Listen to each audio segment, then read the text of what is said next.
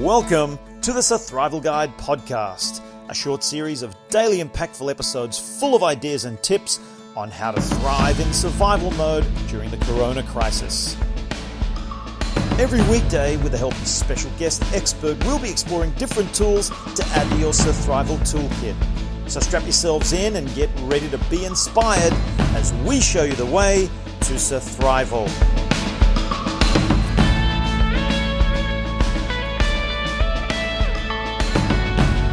Hi there everyone, thank you so much for joining us here on the Sur-thrival Guide podcast. I'm Mark Stabina, former professional rugby player and now leadership consultant with Winning EQ. What does that mean?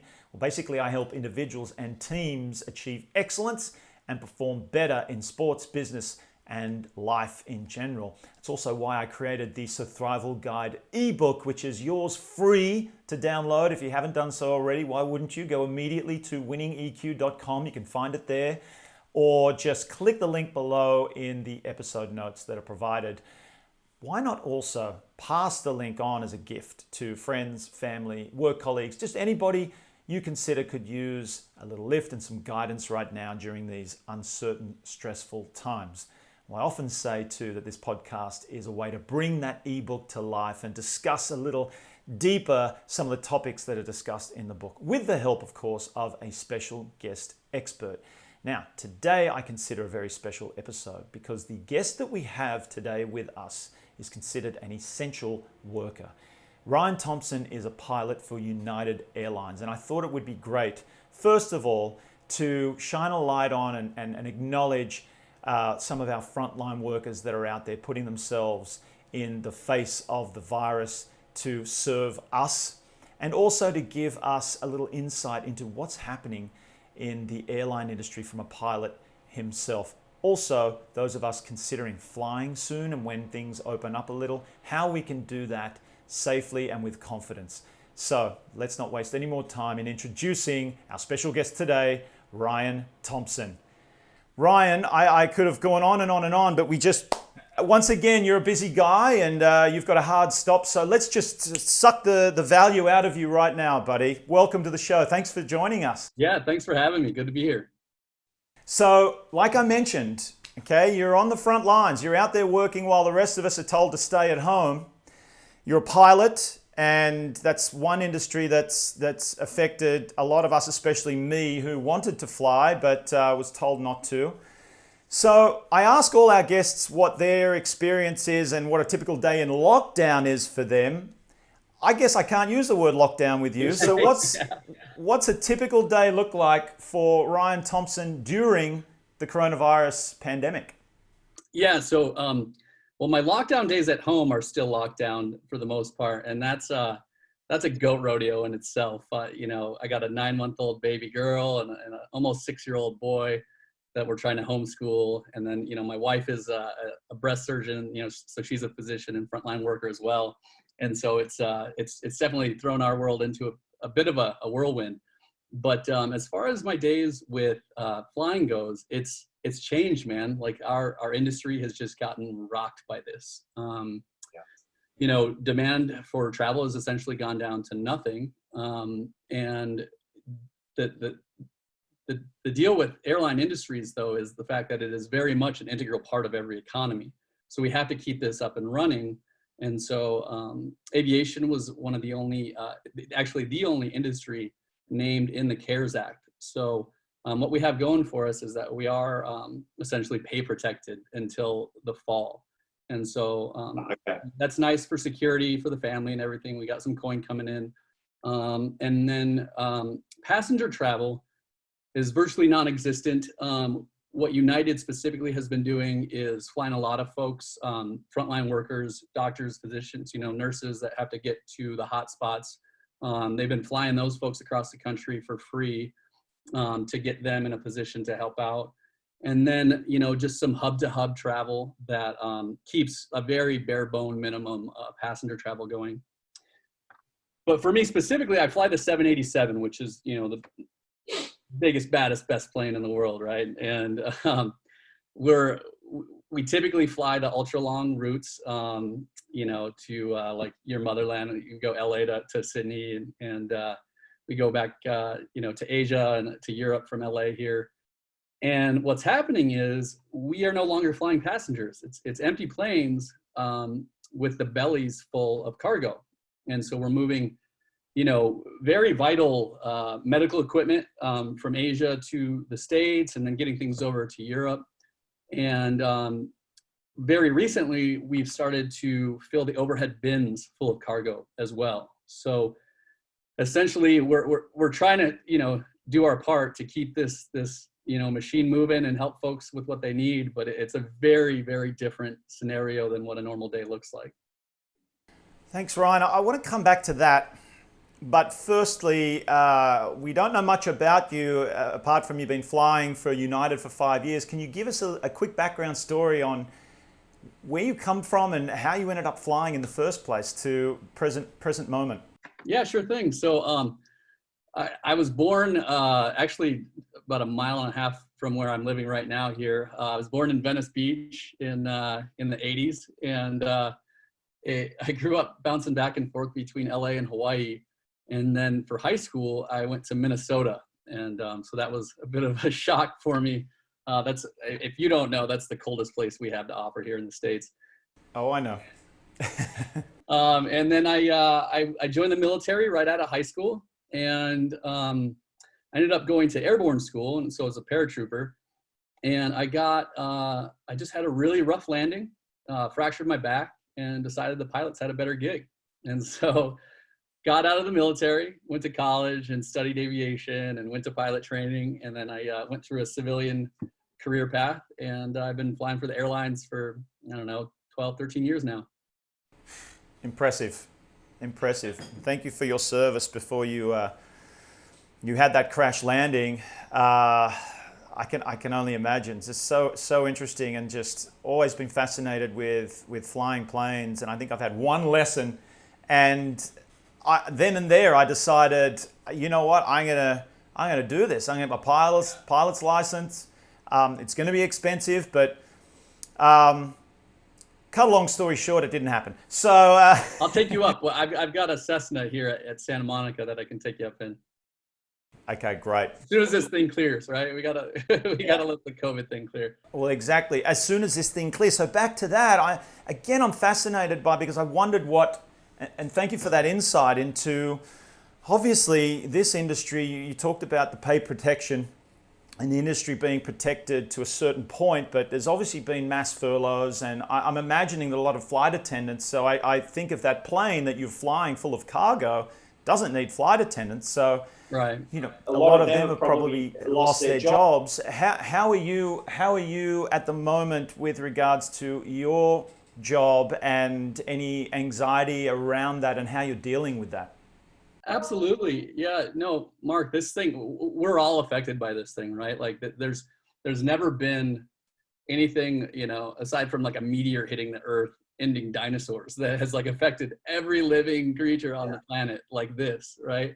So there are definitely some anxieties around that. Some airlines have already, gone into bankruptcy, some have folded.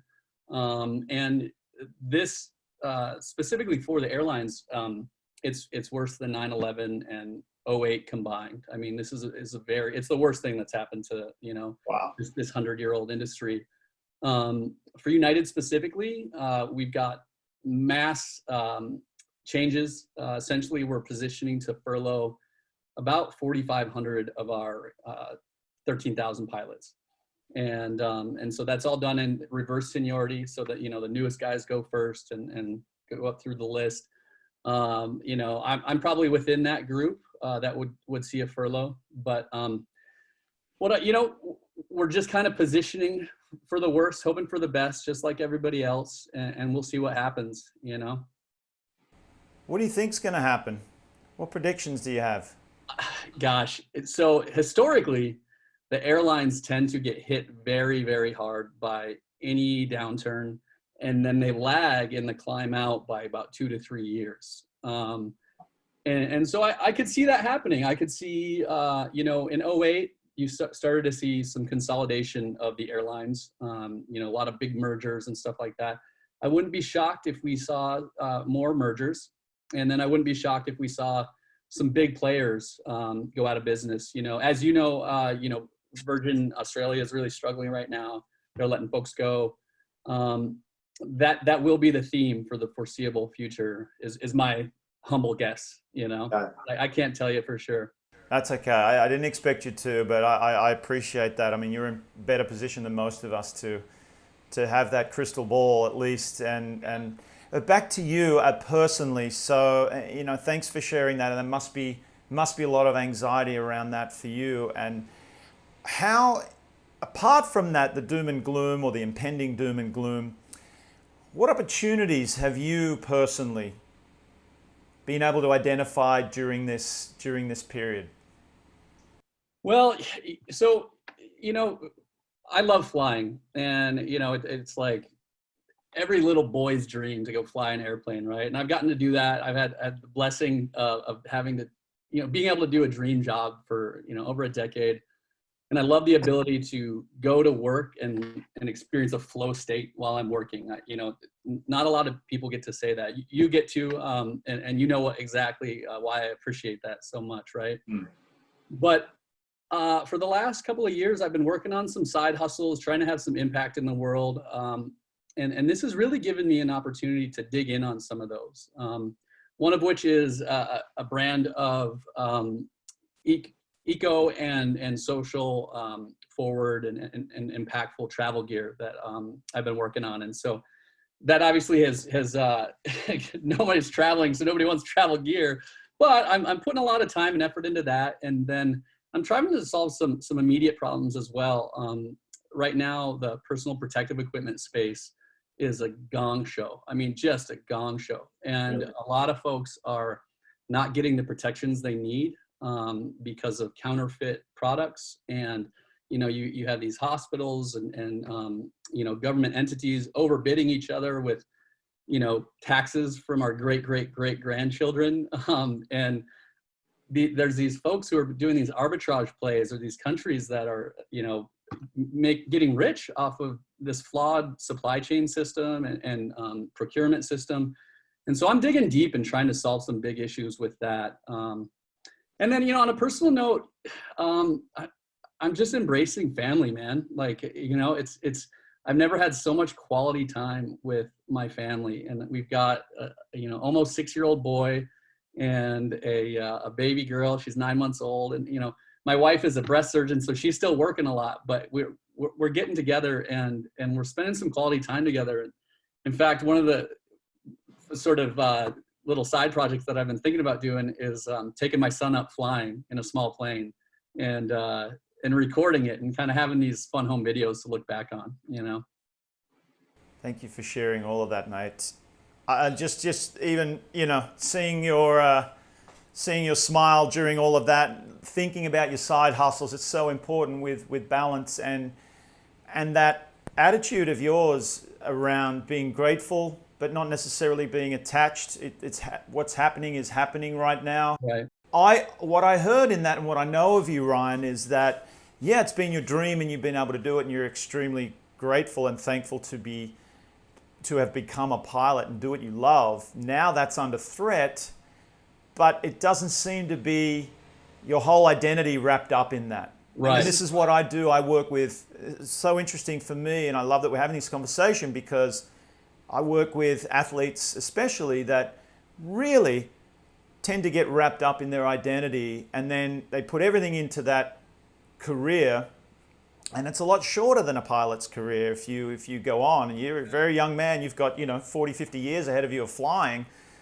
For athletes, it can end after 5, 10 years if they're lucky, even longer for the very, very few. But what happens then is, what now? Who am I? Right. So I think that's what you're just saying right there is inspiration and testament to anybody that has their identity and their worth wrapped up in their career and what they're doing, that it's really important to achieve balance and look at other areas of your life. You mentioned family, you mentioned your side hustles, you mentioned other things. You're building skills, you're challenging yourself in other areas, and you are more than just a pilot. That's what I heard from that. Yeah, and hey, I'll tell you what, it's a career field that you'll see a lot of pilots with their identity really wrapped up in it. And And if you don't diversify your identity, you're in a real bad spot coming up here. So I think that is a very valid point to make, and have folks, aim to do for sure. I mean, there's another side hustle you can probably consider is helping those pilots when they're no longer pilots. Like how to help. I'll leave the coaching to the pros like you. Appreciate that, man. Well, listen, now as we wrap up, back to something you said before, and again, I've got you on so that we get an insight and some perspective of you having to go into work. Yes, you're locked down when you're at home, but then you're going into airports. You're going on planes, albeit a lot of them empty, so you're not necessarily putting yourself in the face of the virus, but certainly when you go into the airports, and maybe you can tell us a little bit more about that. And how you feel about having to go and put yourself, at risk, and what precautions you're taking. And then the last point of that is, as people are able to start or want to start flying again, if you have some tips just based on what's happening right now on how to fly safely. Like me, I'm looking to fly in a couple of weeks. Yeah. So, the first part of the question is what is that like now, right? And first of all, it's almost eerie. I flew into London the other day, and that's always a very busy approach. They've got this weird approach that you do, and you got to have a constant angle as you descend, and it's just a process, and it's busy, and it's, chatter on the radio, and then, you look down and the city's on, just doing, madness. It's a busy place, right? And there was nothing going on. I'm talking crickets. Like it's just bizarre. So you go to the busiest airports in the world, and it looks like a ghost town. I mean, it's like a zombie movie. You know what I mean? So how to take that is it's pretty safe. If you do have to go somewhere right now, it's safe. One, because there's nobody else there typically. Now, as things start to ramp back up, there are a lot of things in place for you. There's hand sanitizer everywhere. If you don't have your own personal protective equipment, the airlines are aiming to get that for you. It's going to be mandatory to wear masks on planes here. United was the first to require that flight attendants are wearing masks as they were, going up and down the aisle and everything. And so a lot of the precautions that need to be taken are, and then, these planes are being, it's a process called fogging that has historically been used in medicine. But essentially what's happening is the whole cabin is being disinfected in between every flight. So if you have to go somewhere, hey, rest assured you're going to be fine. Just travel smart. And then as things do start to ramp up, just have faith in the system, and you should be okay. All right. I have faith. If you say so, Ryan, I have faith. I'm ready to fly. One last thing, you mentioned the other day when we spoke about United in particular, thinking about bringing in mandatory testing, but having the passengers pay. Is that something we can talk about? Yeah. Well, so it's something that I read in an article, and it wasn't United. I think it was American who was flirting with it. And I mean, it was essentially a rapid test, a rapid COVID-19 test, and what they were floating out there was having it be mandatory to do it before going on a flight or coming into the airport, and they would have the passenger pay for that fee, and it was going to be like $75. Now I have no idea where that is. I doubt that that's going to help get folks back out traveling, so we'll see. Hopefully that doesn't actually go into effect, but it is something that was kind of lobbed out there to see what the reaction was.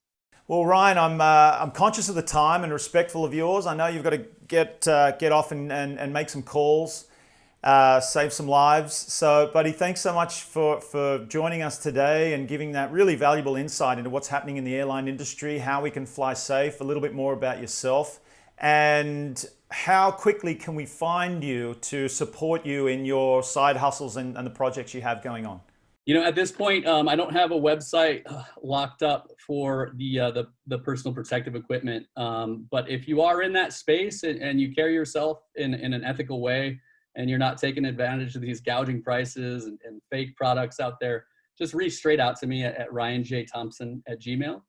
And then also, hey, we're going to put up some videos of me flying with my son. So if you want to follow us on YouTube, it's going to be ryanjthompson@gmail as well. Will do, absolutely. I'll make sure everyone gets onto that for some entertainment and to follow you. And listen, all the best and good luck with avoiding the furlough. And we want you to remain in the skies, and so you can fly us safely. And just fingers crossed that the industry doesn't continue to suffer the way it's suffering, and that we can all benefit from that. But the main thing is that you stay safe and well, as with your family, Ryan. And thanks again for joining us today, buddy. Thanks for having me, buddy. Good to see your face. Take care of yourself. You too. Bye for now. Well, there you have it, folks. Ryan Thompson, pilot for United Airlines, and I'm sure a really interesting episode for all of us, particularly those that are looking to fly, including myself, in the next couple of weeks, and just what is happening in the industry right now. And it was really nice also just to pay tribute and acknowledge workers like Ryan, who aren't necessarily always locked down at home. They're out there in the face of the virus and doing what they can to make sure that we benefit from their services as well. Well, thanks for joining us again today. Take care, be safe, be well, and I'll see you at the next episode. Bye for now.